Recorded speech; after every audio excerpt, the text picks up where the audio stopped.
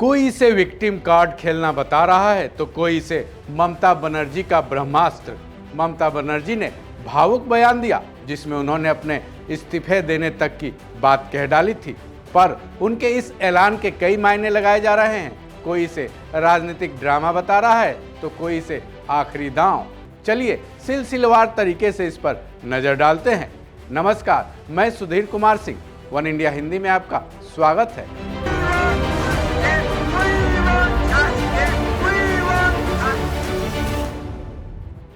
ये मामला Kolkata lady doctor की दुष्कर्म के बाद उनकी जान ले लेने का है, जिसके बाद से तकरीबन 1 महीने से डॉक्टर सड़कों पर उतरे हैं। सुप्रीम कोर्ट के निर्देश का भी उन्होंने पालन नहीं किया है। वहीं ममता बनर्जी ने उनको मिलने के लिए बुलाया था, तब डॉक्टर उनसे मिलने तक नहीं पहुंचे, जिसके बाद ममता बनर्जी ने एक भावुक बयान जारी किया।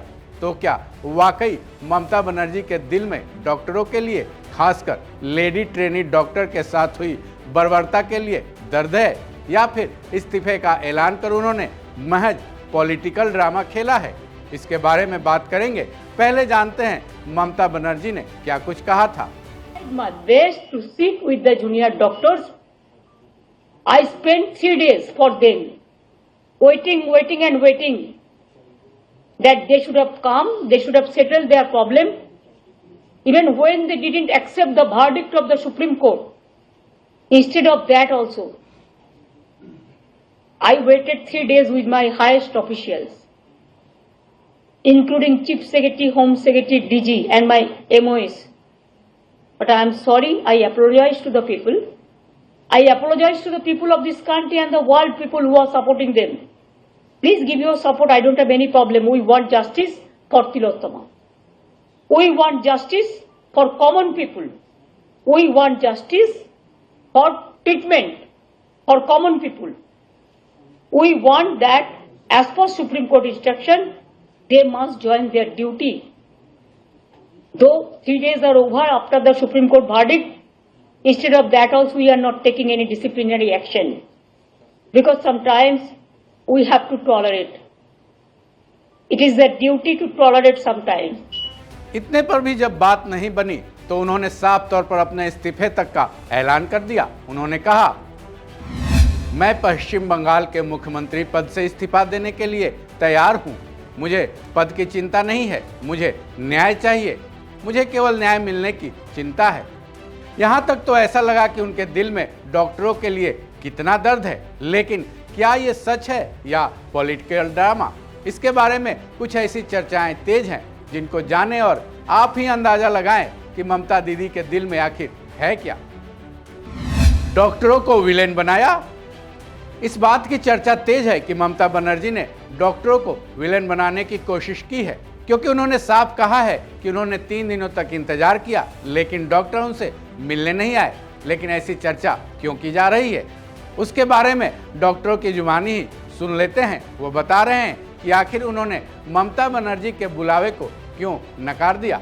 ये डिमांड्स भी नहीं है, हम ये चाहते भी नहीं है। बस हम लोग चाहते हैं कि हम लोग का जो मीटिंग हो वो सबके सामने, पूरा गवर्नमेंट के सामने, सबके सामने हो, सब देखेगा, पूरा जनता जो है उसके सामने देखने के लिए बस यही बात है।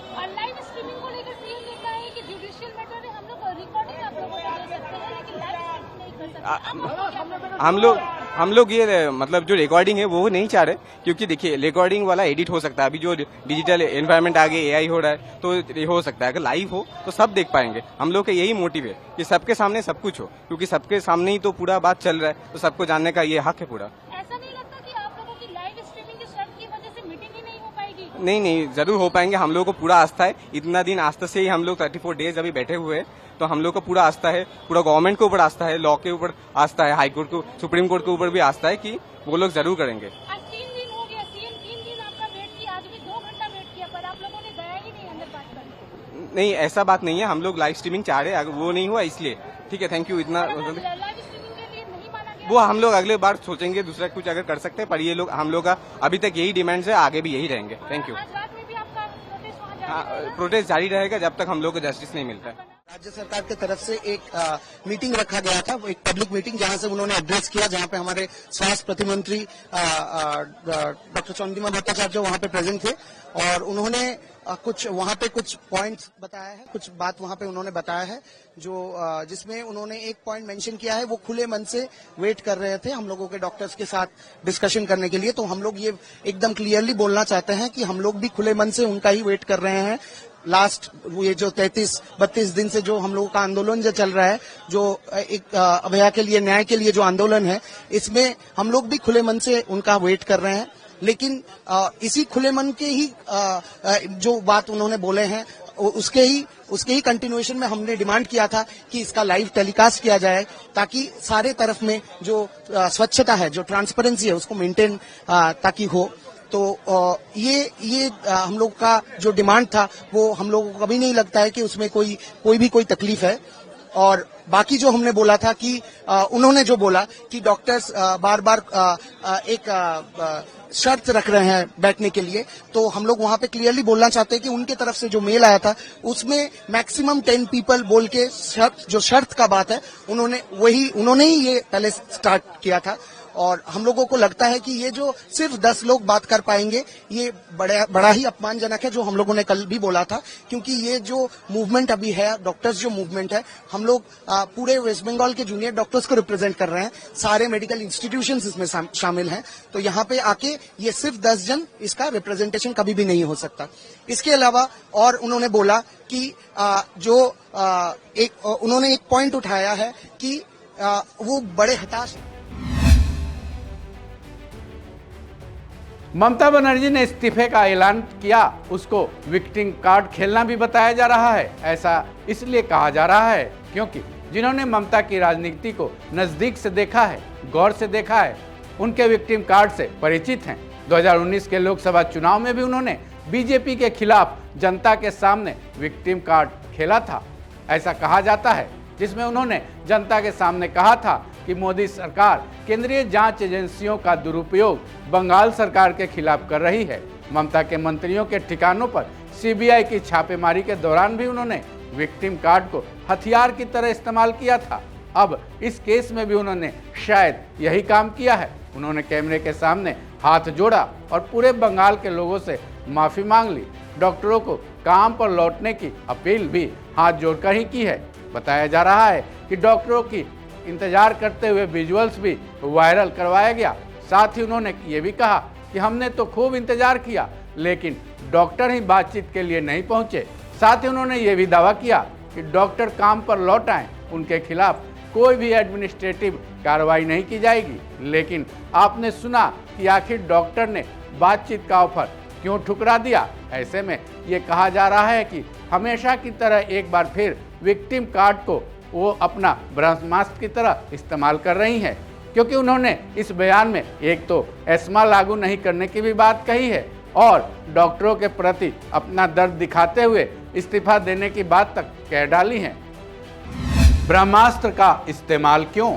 अब यहाँ सवाल यह भी है कि आखिर ममता को अपने विक्टिम कार्ड वाले ब्रह्मास्त्र का इस्तेमाल क्यों करना पड़ा है। इसके पीछे की बड़ी वजह यह मानी जा रही है कि लेडी ट्रेनी डॉक्टर के केस को लेकर डॉक्टरों की हड़ताल अब कंट्रोल से बाहर होती दिख रही है, क्योंकि सुप्रीम कोर्ट के निर्देश के बाद भी वो काम पर लौटने को राजी नहीं है। कोलकाता में आंदोलन की रफ्तार कम होने के बजाय और भी तेज होते जा रहा है। इस केस की शुरुआती समय पर नजर डालें तो ममता बनर्जी ने इस मामले को शायद बहुत ही कम आंका था, इसलिए कोलकाता पुलिस को वो उस रफ्तार से नहीं भगा पाई जैसा कि होना चाहिए था, या फिर जैसा कि उन पर शुरू से ही आरोप लगते रहे हैं, वो कॉलेज प्रशासन, प्रिंसिपल और पुलिस को बचाने में लगी हुई थी।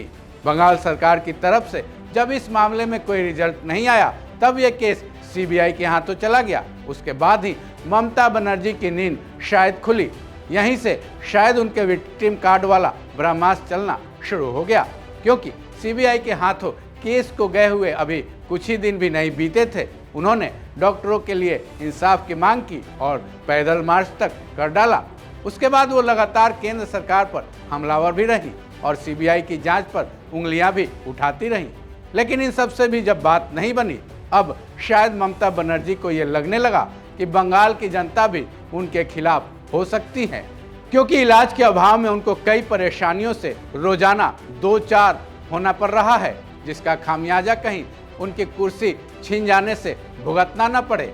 ऐसे में ऐसा कुछ हो उससे पहले उन्होंने कुर्सी त्यागने वाला विक्टिम कार्ड शायद खेल डाला है, लेकिन इसका असर आंदोलन और जनता पर पड़ेगा ऐसा होता शायद नहीं दिख रहा। फिर भी ममता ने शायद अपना आखिरी दांव तो खेल ही दिया है। आगे क्या होगा इसका सबको इंतजार है। इस खबर में बस इतना ही। बाकी अपडेट्स के लिए जुड़े रहें वन इंडिया हिंदी के साथ।